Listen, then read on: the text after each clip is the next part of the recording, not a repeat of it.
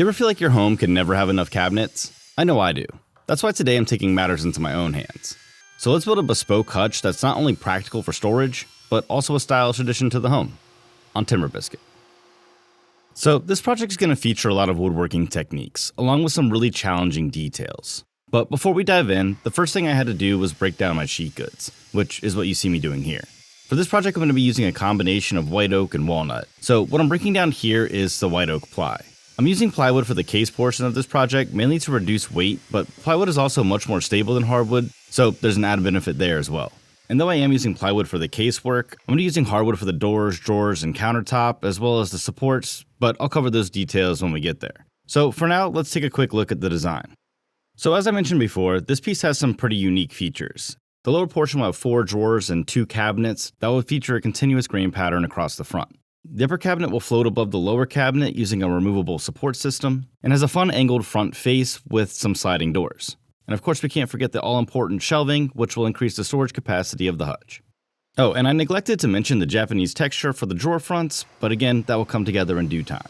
For now, the focus is to build the cabinet system that's going to support all these features, and to do that, I headed over to the table saw. So once I had all my parts ripped down to their rough width, I could use my miter sled to cut them down to their rough length. And I say rough length kind of loosely here. I like to leave my internal parts oversized so that I can cut them down to their final length once my casework is completed. And that's because plywood varies a little bit in thickness, and I don't want to try to nail that final length until I know what that dimension is. So instead, I'll leave things like my vertical partitions a little long, so that once the outside of the case is assembled, I can take that measurement and cut them down to their actual final length. Now, when it comes to the outside casework, what I'm going to do here is cut all my dimensions to exactly what they are in my plan. And because we're working in plywood, all those outside dimensions are going to be mitered. So what I'm doing here is cutting the top and bottom of the upper case, as well as the bottom of the lower case to their final dimension. And once I have that initial cut in place, I can just clamp all 3 work pieces together and mark out their final length at one time. This avoids any errors in that final length, and if they are off slightly, at least everything will be off slightly exactly the same. Just like Mr. White from Reservoir Dogs always says, it's gonna be okay. So next it was time to cut the angled face for the upper carcass. And to do that, I'll tilt my miter gauge to 10.5 degrees, which will give me a 79.5 degree face. And that measurement's important to note because it'll be consistent through the entire build. Speaking of which, if you guys want plans for this project, like all others, just let me know down in the comments, and if there's enough interest, I'll put them together. So with my angle faces cut, I can go ahead and tilt my blade to 79.5 degrees, and then cut in that bevel on the front of the top and bottom panels. If I didn't do this, the angles on the front of the top and bottom part of the case wouldn't match the sides, and it would just look really odd. The one thing to keep in mind here is that when cutting the top and bottoms, those need to be mirrored from one another. So when I line the tip of the blade up with my width mark, for the bottom panel, it needs to align with the top of the blade, and for the top panel, it needs to align with the bottom. I know, kind of tricky, but once you're in setup mode, it makes a lot more sense. And all that sounds good in theory, but really the only way to find out if you nailed the cut or not is to test it out. And if all your measurements are correct, it should be perfect. Thankfully here, it was spot on. So with the exterior of the case all cut out, I could go ahead and start focusing on those dados and grooves. Now, to lay out the dados and grooves, I first like to work from the outside of the case in. I mark out where those grooves should live based off my plan on the outside, and then wrap that around to the inside of the case. And that's because with the miters already cut, lining it up with the interior of the case is just a little more difficult. The other thing I like to do is align multiple parts and then extend my markings to those parts. This way I'm only laying out all my measurements one time, and whatever I do for one piece is going to be mirrored on the other. So once I had everything laid out and I had my 1/2 inch bit set to a 1/4 inch depth of cut, I could go ahead and start plowing in my dados. Now, I find it easiest to use my track and guide for this type of cut, but if you don't have a track for your router, a straight edge would accomplish the same thing. I think the most important part here is just to be using a bit that has a down cut so that you have a nice fresh edge on the top. Or in my case, a combination bit, which honestly doesn't leave as good as a finish as a downcut bit, but it's what I got, so it's what I use. I guess the last and most obvious portion would be just to stop at your stop mark so that you don't overcut your stopped dado. So now that my dados are cut in place, I can go ahead and pop in a piece of scrap into that dado and use it to align my 2 panels. This will allow me to align everything and mark out those vertical partitions to their final length. And because I'm referencing off the dado from my other workpiece, I know they're going to align exactly. And that's the reason I kept all these parts long in the start of the build. because odds are if I tried to cut these to the final length in the beginning of the build, I'd more than likely end up shorter than I actually need to be. And that's because the thickness of plywood, again, is not exactly 3/4 of an inch, but instead is 23/32, so just under 3/4 of an inch, meaning that all the interior boards need to be slightly over whatever's in the plan. Your projects and workpieces are going to be a lot more accurate if you take the measurements off the piece you're working on rather than just relying on the plan. Instead, the plan's more like a strategy guide to allow you to call audibles in the shop when you need to. Though I will say that with experience, those inaccuracies do tend to dwindle a bit. So the next step was to go ahead and cut the shoulders on our workpieces for those dados. And though I don't show it in the videos, I do a bit of testing to make sure I have a nice snug fit before I actually cut them on my workpieces, so here you're seeing the final results of those tests. And if you guys are finding this video helpful and enjoyable, please give it a like. It allows the video to spread to more people, and I greatly appreciate your support. So thank you. So with the shoulders cut in, I could take my workpieces over to the bandsaw and notch out the fronts. And I'm notching out the fronts here at about a 1/2 inch. This will give me plenty of room for my joinery and conceal those stop dados. Now another option would be to leave these about a 1/4 inch longer and then chisel out the rounded portion left by the router bit at the dado. But I think it's a lot easier just to take a little bit off the shoulder and not have to worry about that at all. Either way, like having a party in space, you just gotta plan it. The last step for this portion was just to go ahead and cut a rabbet around the back side of all of my carcass pieces so that I could attach a rear panel later on in the build. And since the dado stack's already installed from cutting the shoulders on those dado joints, this goes pretty quickly. Next it was time to go ahead and focus on my hardwood panels. As I mentioned early on, the countertop is going to be built from hardwood, and more specifically it's going to be built from 5/4 walnut. I decided to go with 5/4 walnut so that I could plane back to 1 inch thick, which is the final thickness I'm going for on the countertop. So what I first needed to do was roughly mark out all my work pieces. Then from there I can just use a jigsaw to break them down to their rough length. And I followed this same procedure with the white oak, which is going to make up my lower cabinet drawer fronts and doors, so I can mill all my lumber together and not have to do it in 2 sessions. And I will say that for this project, the milling went a lot faster than it has in the past. And that's because, as many of you know, I upgraded my planer in the shop. I've been using a DeWalt 735 in the shop for the past few years, and I had pretty decent results with it, and I got used to its performance and capabilities and didn't realize what I was missing. So I upgraded to the Grizzly G1021X2, and man, this thing is a beast. Throughout this build, I really put this machine to the test, and I'm super impressed with its cutting capabilities. It easily chewed through the white oak, leaving a glass smooth finish, which is something I never really had with the DeWalt. I guess that's what 3 horsepower and 52 helical heads gets you. In any case, I'm really happy with the upgrade, and I'll discuss more of the pros and cons about it as I use it in the future. So with my board skip plane, I could head over to the joiner to joint one clean edge. I didn't have to worry about jointing the face of the boards because they're S2S and they're already relatively flat. If there had been a cup or a twist in the boards though, I would have face jointed them at the joiner before running them through the planer. But again, since we didn't have that, I didn't worry about it. From there, it was on to ripping the boards down to their final width. And to do that, I'm just going to use the table saw. Now, when it comes down to ripping boards for a panel, I try to get the most out of each board that I can, meaning that I'm going to set the width of my table saw to optimize the cuts for each board. And I generally do this by stacking all my boards in a sequential order so that they get wider along the cuts. So I'll make all my cuts for my 7.5 inch boards at one time, then my 7 3/4, then my 8s, and so forth. Whenever I'm making panels, I don't generally aim to have even boards across all my panel. As I've said before, I'm making furniture, not a gym floor. So instead I'd rather have the widest and largest boards that I can. This way when I lay out the panels, I can optimize them for what grain pattern looks best. And once I find the grain pattern I like, I mark my edges with I's and O's, and edge joint those one more time with the I's facing in towards the fence and O's facing out. This removes any blade marks that may have been left by the table saw and gives me a perfect glue up every time. Another thing I don't worry about is alternating growth rings. Because as long as your lumber is bought from a reputable source, it should be dried well and you really don't have to worry about any cupping. It also helps if you can acclimate the boards to your shop for a week or 2 before you use them. And since the boards in this panel are 1 inch thick, I also don't worry about putting any dominoes in for board alignment. Instead I'll use a couple F-style clamps on the ends and throw a Home Alone in the center. You know, I'm Macaulay Culkin. Oof. From there I got to work on my cabinet doors and drawers panel. Now, for this panel I am going to use dominoes because there's a bit of spring in all of my boards, and I want to make sure that all the faces reference as flat as possible.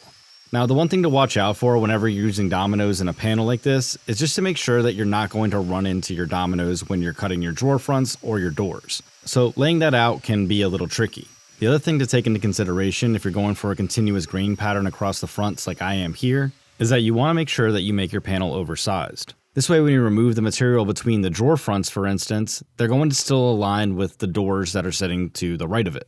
And don't worry if that doesn't make sense right now, it will when we get to that portion later on in the build. But as I've said countless times, woodworking is all about order of operations, so here we really want to leave our panel oversized so that we can get the right size parts from it later on. And if you like these types of tips and tricks mixed into a project build, make sure you subscribe. I put out new videos about woodworking projects with tips and tricks all the time, so subscribe so you don't miss the next one. Trust me, it's going to be a banger. So with the countertop ripped down to its final width, I could use my track saw to cut it down to its final length. And the way I do that is just by trimming off one edge square, then measuring to my final length, and then make the second cut. The only caveat here is that I try to reference off the same edge of the board for both my cuts. This way if anything's off square, even by a hair, it's not going to affect the whole panel. It would only affect one edge, and I can usually balance that out. I also don't like to just trust the square that I have attached to my track saw track. And that's because even though it is square, sometimes I can be tilted by a ½ degree and not really realize it, so I always take the time to mark everything out using a square. This way I can visually see if I'm off my line and make the correction prior to making the cut. So with the countertop cut down to its final length, I can flip everything over and extend those dados from the bottom panel onto the bottom of my countertop. This again falls into that reference off your work category. Then from there, just like before, I could plunge in my stop dados.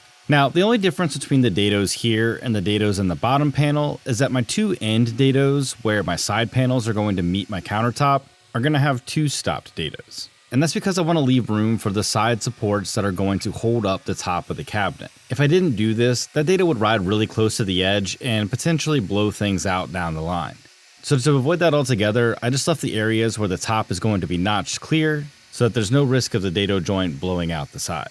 Believe me, I know from firsthand experience. It's just like when I threw that boomerang a few years ago. I now live in recurring fear.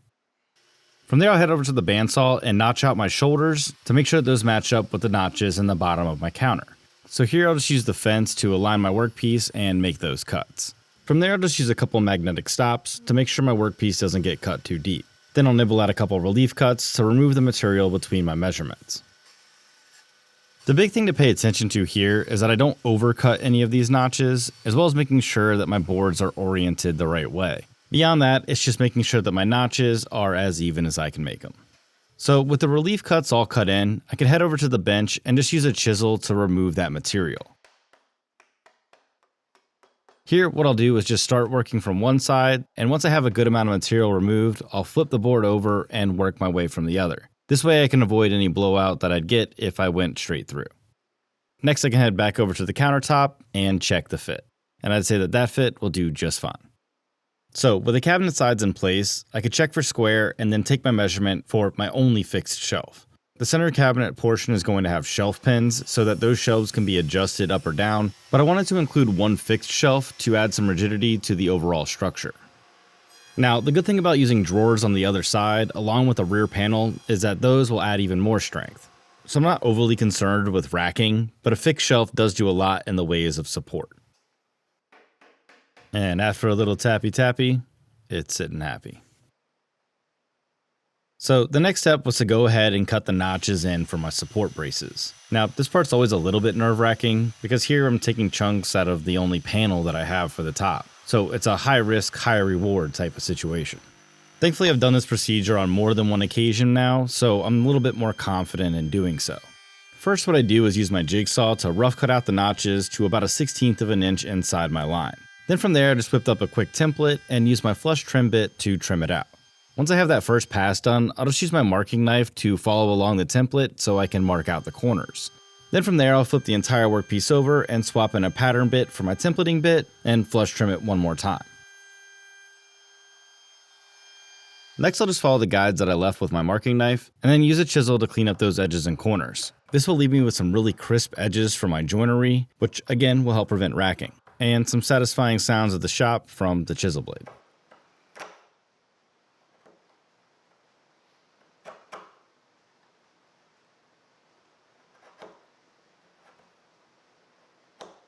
The next step was to lay out the domino joinery for the miter joints. So to do that, I'll just use a double square. This ensures that all my dominoes are marked and evenly laid out so that when it comes time to put this guy together, everything will line up. Then from there I can drop the fence on my domino all the way down, set it to 45 degrees, and plunge the mortises. These dominoes will both ensure the case lines up properly, as well as add a little bit of strength to the joint. From there I can flip the countertop on edge and just use my hand plane to clean up the saw marks. Normally I would do this over at the workbench, but I've got a lot of different parts going on in the shop, so I just created a little clamp on clamp situation to hold everything vertical and planed it down.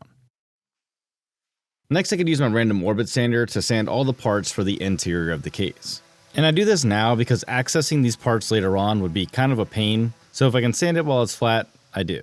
But I know that some people like to wait until they're finished with their glue up and their entire project's done before they start sanding. So let me know down in the comments if you're a pre-glue sander or a post-glue sander. If you're pre-glue, start your comment with pre-glue. If you're post-glue, start it with post-glue. And if you start your comment with pre or post-glue, I'll reply to you guys first because as always, I know you're paying attention. And I do understand that it's situational. I'm just wondering what you do most often. And with that, our first glue up's complete. So I left the lower carcass and clamps overnight, and then the next day I came in the shop and cut the shelves for the upper carcass. Now here again, I'm going to have to replicate that 79.5 degree bevel so that all my shelving matches up consistently. The only downside of having to do this is that it's going to make cutting the edge banding a little bit tricky, but have no fear, we'll cover how I accomplish that shortly. For now, let's just appreciate the complexity of that upper case. Thank you. Alright, so next it was time to cut in the grooves for the sliding doors. Now the grooves here are going to be 3/8 of an inch wide and 1/4 inch deep, and that's because this is the bottom of the case. The doors themselves are going to be a 1/2 inch wide, so they'll offset slightly on either side, but really what matters most is the depth of each groove. The base of the cabinet gets 1/4 inch deep grooves, but the upper portion of the cabinet gets 3/8 inch deep grooves. And that's because we need that extra space in order to fit the doors in later. And the easiest way that I found to cut these in is just to use an edge guide. It's just funny, those parallel lines have so much in common. It's a shame they'll never actually meet. So with both sets of grooves routed in, I could use a chisel to clean up the rounded ends left by the router bit. Now while I didn't do this for the stopped dados, I am going to do it here so that the doors seat properly. And with the grooves all cleaned up, the next step was to go ahead and plow in my mortises for my dominoes. Again, just like the lower cabinet, these dominoes will sit in the miter joints and make sure that my panels all align appropriately. Just watch out if you are using a domino in your miter joints, because it's really easy to cut your mortises too deep and blow through the backside of your project. Next, it was time to glue up the upper carcass. So here I'll treat this much like I did the lower carcass, and then I'll use a couple clamping squares to keep things square, and then I'll apply as many clamps as I can strategically to each joint.